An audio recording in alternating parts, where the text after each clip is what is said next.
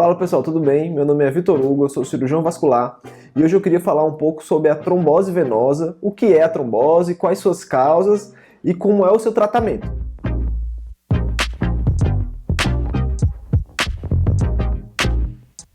A trombose, ela acontece de forma normal no nosso corpo para evitar que um sangramento se transforme na hemorragia. O problema é quando essa trombose acontece de forma exagerada.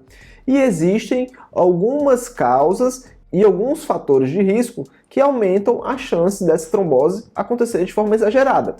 Então, geralmente aquele paciente que é sedentário, obeso, paciente de mais idade, essas pessoas elas têm um risco aumentado de trombose por alguns motivos. Primeiro, quando o fluxo de sangue dentro das veias ele fica lentificado, fica mais devagar, por ficar mais devagar, esse processo de trombose natural do corpo, ele fica exagerado.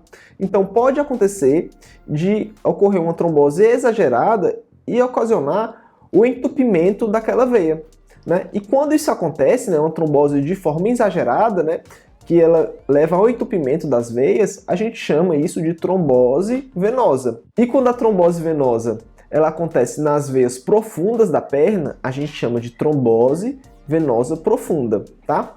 E essa trombose venosa profunda é a que tem o maior risco de complicações, porque pode acontecer de um trombo sair dessas veias da perna e parar no pulmão. Isso leva ao que a gente chama de embolia pulmonar, que é um quadro mais grave e pode levar, inclusive, à morte, tá bom? E além dos fatores de risco para a trombose, como sedentarismo, a idade, obesidade, nós temos outros fatores que podem colocar o nosso corpo num estado protrombótico, que é aquele estado no qual o organismo ele tem maior chance de formar trombos. E existem algumas doenças que as pessoas já nascem com isso, são alterações genéticas, que possuem um estado mais favorável para a formação de trombo.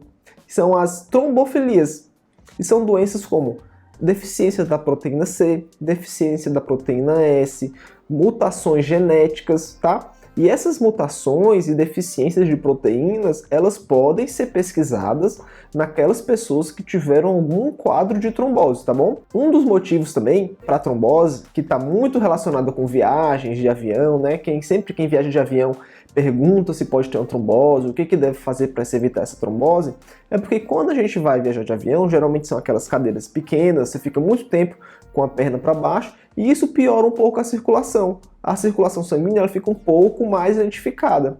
E nesses casos, como eu falei anteriormente, por a circulação sanguínea estar um pouco lentificada dentro das veias, a chance de uma trombose é maior. Quais são os tratamentos que nós temos para a trombose?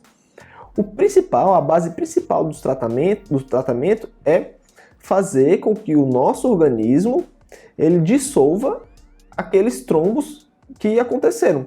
Para isso, a gente usa os medicamentos anticoagulantes. Ele vai diminuir a chance do nosso organismo, né, do nosso sangue, formar trombos, e o nosso próprio corpo, com o sistema fibrinolítico, ele vai levar à destruição daqueles trombos.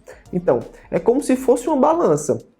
Os medicamentos anticoagulantes diminuem a formação desses trombos e o nosso organismo consegue dissolver naturalmente aquele trombo. Em pacientes, quando a trombose acontece de forma aguda, né, e quando é uma trombose muito severa, nas veias maiores aqui da perna, existe também a possibilidade daquele trombo ser tratado de forma mecânica, através de uma cirurgia. São basicamente esses dois tipos de tratamento que nós temos para trombose. E o principal, para quem tem algum fator de risco para trombose, vai fazer uma viagem longa, ou então é um paciente mais idoso, que está acamado, ou então tem uma trombofilia, que é uma doença que tem um risco maior de trombose, é a prevenção.